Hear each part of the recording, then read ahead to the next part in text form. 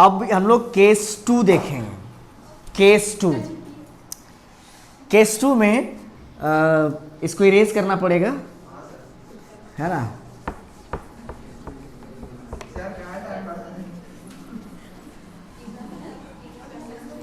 Case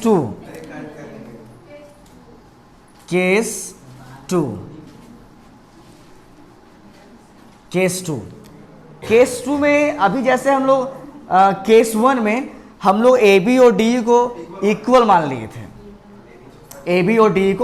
लिए थे, अब केस सेकंड में हम लोग इस ए बी को छोटा मानेंगे डी का, A B is smaller than D.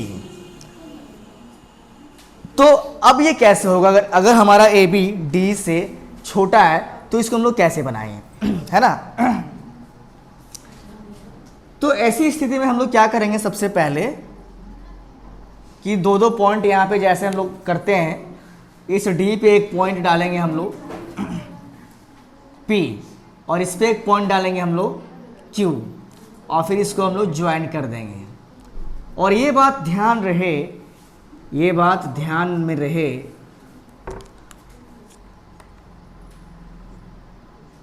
कि जितना बड़ा AB है उतना बड़ा क्या होना चाहिए, DP, ऐसा पॉइंट वहां पे हम लोग को देना है। और जितना बड़ा AC है उतना बड़ा क्या होनी चाहिए, DQ, ठीक है। तो यहाँ पे लिखेंगे हम लोग सबसे पहले mark a point P on D and Q on DF, ठीक है। सच दैट कुछ इस तरह से कि जो साइड ए बी है, ए बी सी का, वो किसके इक्वल हो जाए, DP के इक्वल, है ना। और ये जो साइड AC हो है वो किसके इक्वल हो, DQ के इक्वल हो। तो कुछ हम लोग ऐसा वहाँ पे मार्किंग करेंगे, ठीक है। पिछला बार भी किए थे हम लोग। अब देखो नाउ हमारे पास पहले से कुछ दिया हुआ है ना, जरा ध्यान से देखना, हमारे पास दिया हुआ है और यहाँ पे थोड़ा सा ये ज्वाइन भी करना पड़ेगा, एंड ज्वाइन PQ, ठीक है। अब देखो सिंस हमारे पास पहले से कुछ दिया हुआ है, AB by D is equal to BC by EF is equal to AC by DF, ऐसा दिया हुआ है ना। अब हम लोग ना ये 3 इक्वल है, इसमें से कोई 2 यूज़ कर सकते हैं, तो हम लोग ये फर्स्ट वाला यानी AB by D is equal to third वाला AC बाय DF को इस्तेमाल करेंगे हम लोग। अब देखो ये D हमारा नीचे जैसा का तैसा, ये DF हमारा नीचे जैसा का तैसा। इस AB के बदले हम लोग क्या पुट करेंगे, देख लो, AB के बदले क्या रखेंगे हम लोग, DP, और इस AC के बदले क्या रखेंगे हम लोग, DQ, रखेंगे ना। अब जरा देखो, अब थोड़ा सा हम तुम लोगों को यहाँ दिखाना चाहेंगे। हम लोग जब कोरोलरीज ऑफ थेल्स थ्योरम देखे थे, तो याद करो उसमें था एक चीज़, DP बाय D यानी ये छोटा वाला बटे पूरा बड़ा वाला, फिर ये DQ बाय DF यानी छोटा वाला बटे बड़ा वाला। तो कोरोलरीज ऑफ थेल्स थ्योरम के अकॉर्डिंगली जब हम लोग के पास अगर ये रेशियो बराबर है तो ये दोनों लाइंस ऑटोमेटिकली पैरेलल हो जाएगा, नहीं। लेकिन अगर मान लो किसी को सेटिस्फैक्शन नहीं मिल रहा, अगर वो उसको कोरोलरीज नहीं याद है कि कैसे सर ये छोटा वाला बटे बड़ा वाला, ये छोटा बाय बड़ा, फिर ये छोटा बाय बड़ा, ये था कोरोलरीज ऑफ थेल्स थ्योरम में, था ना, पूछ सकते, कोई दिक्कत नहीं है। अब देखो जैसे हम लोग का यहाँ पे आ गया कि जब हम लोगों ने AB के बदले DP बैठाया, नीचे जैसा का तैसा, फिर हमने AC के बदले क्या बैठाया, DQ, ये नीचे जैसा का तैसा, ऐसा कुछ हो गया। अब हम लोग यहाँ पे इसको रेसिप्रोकल करेंगे दोनों साइड में। अब यहाँ पे एक क्वेश्चन आता है कि सर क्यों रेसिप्रोकल करेंगे, क्योंकि ये आगे के लिए हमें क्वेश्चंस का सॉल्यूशन ऐसा करने से देगा। अगर हम रेसिप्रोकल नहीं करेंगे तो माइनस में हमारा जब यहाँ पे कुछ आएगा मतलब मीनिंगफुल नहीं होगा यार, ऐसा हमको करना ही पड़ेगा। तो हम लोग क्या किए कि ये डी चला गया हमारा ऊपर और ये डी पी आ गया नीचे, फिर से हमारा ये डी एफ चला गया ऊपर और ये डी क्यू आ गया नीचे। अब हम लोग ये डी बाय डी पी और यहाँ पे D F by D Q, अब दोनों साइड हम लोग क्या कर रहे हैं, 1 माइनस कर दे रहे हैं, ठीक है, 1 माइनस कर दे रहे हैं। एलसीएम ले लेते हैं यहाँ से, कितना हो जाएगा, डी पी डी पी गया, क्या बचा, डी माइनस, यहाँ डी पी हर जगह पे 1 है, यहाँ क्या लिखाएगा, इज इक्वल टू कितना हमारे पास है, डी क्यू गया, क्या लिखाएगा, डी एफ, यहाँ कुछ नहीं मतलब 1 है, यहाँ क्या हो जाएगा, होगा ना। अब अगर किसी के मन में ये क्वेश्चन है कि सर हम यहाँ पे जो आप रेसिप्रोकल कर दिए यानी जो आप चेंज कर दिए नीचे वाला गया ऊपर, ऐसा क्यों किए, अगर तुम यहाँ नहीं करता ऐसा तो पता है यहाँ पे ये लाइन कैसे आता, तो इस तरह से आता, डी पी माइनस डी आता। अगर तुम यहाँ रेसिप्रोकल नहीं करो और उसके बाद तुरंत तुम यहाँ पे 1 माइनस करोगे तो तुम्हारा ऐसा दिखेगा डी पी माइनस डी। आप सोचो डी पी में डी माइनस होगा क्या, माइनस में आएगा, इसीलिए हम लोग रेसिप्रोकल किए ताकि हमारा ये डी माइनस डी पी आया। क्लियर ना। अब देखो डी में डी पी गया, ये पूरा डी है, उसमें क्या गया, क्या बचेगा बताइए, पी है ना, और नीचे हमारा क्या है, D P is equal to, फिर देखिए D F minus D Q, Q F आएगा है ना, और नीचे हमारा क्या है, डी क्यू। और थोड़ा सा हम लोग अब यहाँ पे देखेंगे फिर से, जिस तरह से हम लोग यहाँ के बाद इसको इंटरचेंज किए थे, रेसिप्रोकल किए थे, अब फिर से यहाँ पे हम लोग रेसिप्रोकल कर देंगे। तो ये क्या हो जाएगा, डी पी चला जाएगा ऊपर, पी ई आ जाएगा नीचे, और ये डी क्यू चला जाएगा ऊपर, क्यू एफ आ जाएगा नीचे। अब ये जो आया, अब जरा तुम देखो, डी पी बाय पी और D Q by Q F आया, छोटे छोटे टुकड़ों का रेशियो इक्वल आया कि नहीं आया, आ गया ना। और अगर ऐसा कुछ हो जाए तो लाइंस आपस में क्या हो जाएंगे, यानी P Q parallel to E F, और ये हमारा कहाँ से हो गया, बाय कन्वर्स ऑफ बीपीटी, ठीक है।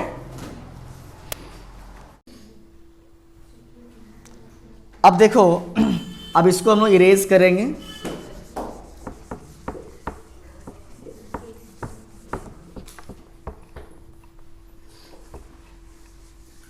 अब थोड़ा यहां देखो, ये P पैरेलल EF हो गया है ना, P पैरेलल EF।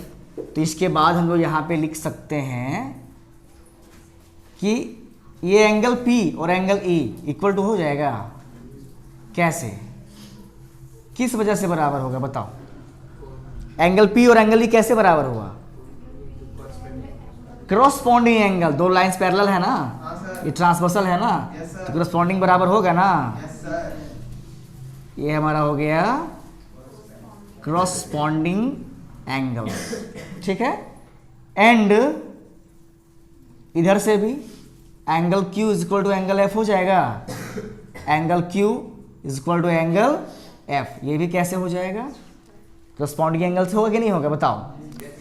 अब जरा सोचो कि अगर हम ये दो ट्रायंगल्स को देखें, एक ट्रायंगल DPQ, एक ट्रायंगल DPQ दिख रहा है सबको, और दूसरा ट्रायंगल ये बड़ा वाला DEF,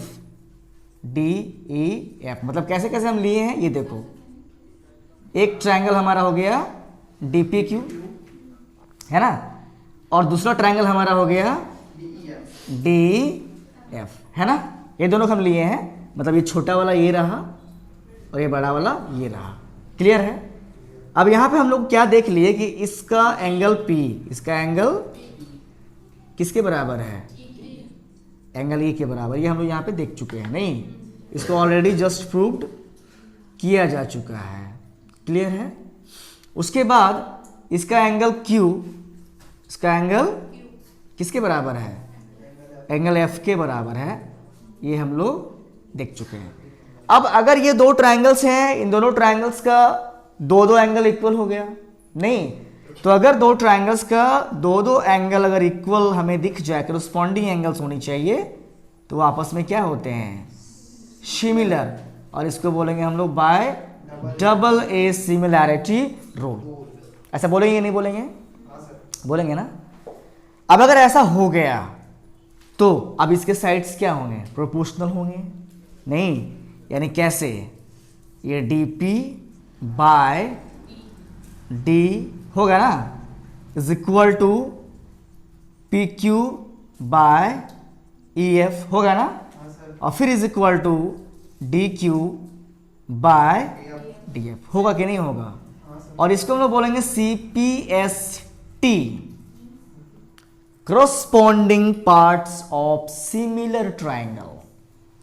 यानी दो ट्रायंगल्स अगर आपस में सिमिलर हो जाएं तो the first is their corresponding angles are equal, यानी कि तुम यहां कह सकते थे angle D is equal to D, है ना, फिर P is equal to E and Q is equal to F, and also their sides are proportional, यानी DP upon DE, PQ upon EF and TQ upon DF। CPST corresponding parts of similar triangle। ऐसा हो गया। अब हम लोग इन तीनों में से कोई दो का इस्तेमाल कर सकते हैं, यूज कर सकते हैं, है ना। हम फिर से लेंगे यहाँ पे DP by D is equal to ये वाला PQ बाय EF ले लिए, बोलो ये D जैसा का तैसा और यहाँ पे PQ बाय EF जैसा का तैसा। अब इस DP के बदले हम लोग क्या लिख सकते हैं, जरा सोचो, इस DP के बदले क्या बैठा सकते हैं हम लोग, बताओ बताओ, AB, ये रहा DP और इसके इक्वल में कौन है, ऐसा है ना, कंस्ट्रक्शन जो हम लोग किए थे AB। अब हम लोग इसको क्या मान लिए, इक्वेशन फर्स्ट। अब देखो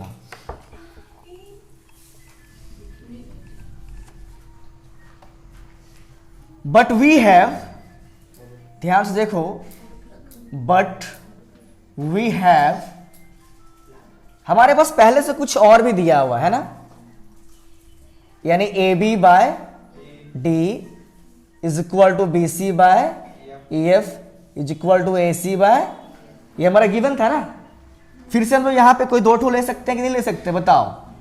तो हम लोग यहाँ पे लेंगे AB by D is equal to BC by EF लेंगे ना, और इसका इक्वेशन क्या मान लिए, 2। अब दोनों इक्वेशन जरा देखो, तो दोनों इक्वेशंस को देखो, क्या कुछ समझ में आ रहा है, क्या समझ में आ रहा है कि दोनों इक्वेशंस का लेफ्ट हैंड साइड आपस में क्या है, इक्वल है, तो श्योर है कि दोनों इक्वेशंस का राइट हैंड साइड इक्वल हो जाएगा, यानी कि ये PQ by EF is equal to BC by EF होगा। अब जरा सोचो, क्या EF EF नहीं कट जाएगा, कटेगा नहीं कटेगा, चलो ये EF और ये EF क्या हो गया, कट गया।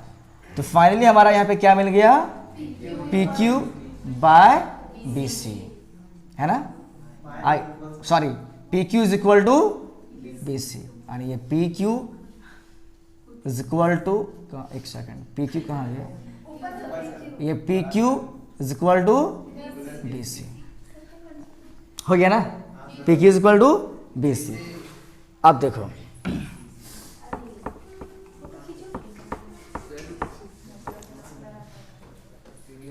देखो, अब देखो कि सिंस, ध्यान दो इधर, इन दो ट्रायंगल्स में, जरा देखो देखो इधर, इन दो ट्रायंगल्स में, in triangle ABC and triangle DPQ, सबको दिख रहा है, ABC एंड DPQ। ABC में AB और उसका क्या हो जाएगा, ये बराबर है, ये कहाँ से हम लोग का आया, कंस्ट्रक्शन, इसका AC उसका DQ, ये कहाँ से आया, और ये BC is equal to PQ, ये कहाँ से आया, जस्ट ये हम लोग किए हैं, PQ is equal to BC, है ना। तो इस हिसाब से ट्रायंगल ABC कॉन्ग्रुएंट हो जाएगा, किसका, बाय किस कॉन्ग्रुएंसी रूल से, SSS कॉन्ग्रुवेंसी रूल हो जाएगा। और जब ये दोनों ट्रायंगल आपस में कॉन्ग्रुवेंट हो गया, जब ये दोनों ट्रायंगल्स आपस में कॉन्ग्रुवेंट हो गया, तो जरा सोचो कि इसका एंगल भी, इसका एंगल किसके बराबर है? एंगल पी के बराबर। बट जरा देखिए आप कि यही वाला एंगल पी किसी और के भी बराबर है क्या? एंगल ये पी किसी और के भी बराबर है क्या? किसके बराबर है ना? ये हम लोगों का राइट राइट इक्वल हुआ, तो इस हिसाब से दोनों का लेफ्ट लेफ्ट भी इक्वल हो जाएगा, यानी एंगल बी और एंगल ई आपस में क्या हो गया? हुआ कि नहीं हुआ? फिर अगेन यहां पे बी और ई कैसे, ये बी और पी कैसे बराबर हुआ था? सीपी सीटी से हुआ था ना। फिर जरा सोचो कि इस ट्रायंगल का एंगल सी और इसका एंगल क्यू ये बराबर होगा। ये कैसे होगा? सीपी सीटी से हो गया ना। अब जरा सोचो कि यही वाला एंगल क्यू किसी और का भी बराबर है क्या? किसके बराबर है? एंगल एफ के बराबर है। अब दोनों का राइट राइट इक्वल है, लेफ्ट राइट इक्वल हो जाएगा, यानी एंगल सी बराबर क्या हो गया? हुआ ना। अब जरा देखना,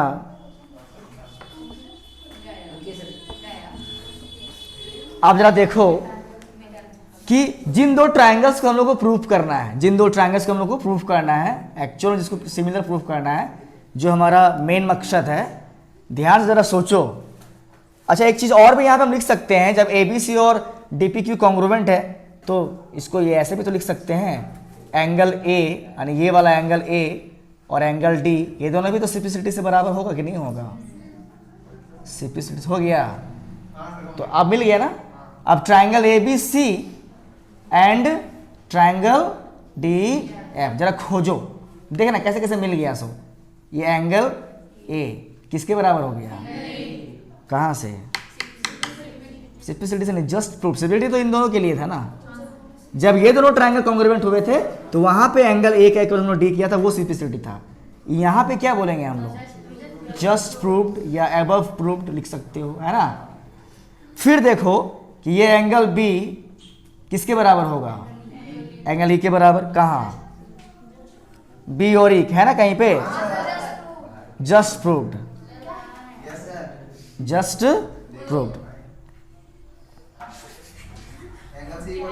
ये जगह, इस जगह पे है ना, B बराबर E, कोई बात नहीं। अब देखो तीसरा कौन सा बच गया? Angle C, angle C equal to, और जैसा कि हम लोग पढ़ चुके हैं पहले ही AAA सिमिलैरिटी रूल, तो उस हिसाब से triangle ABC is similar to the triangle DEF by which law?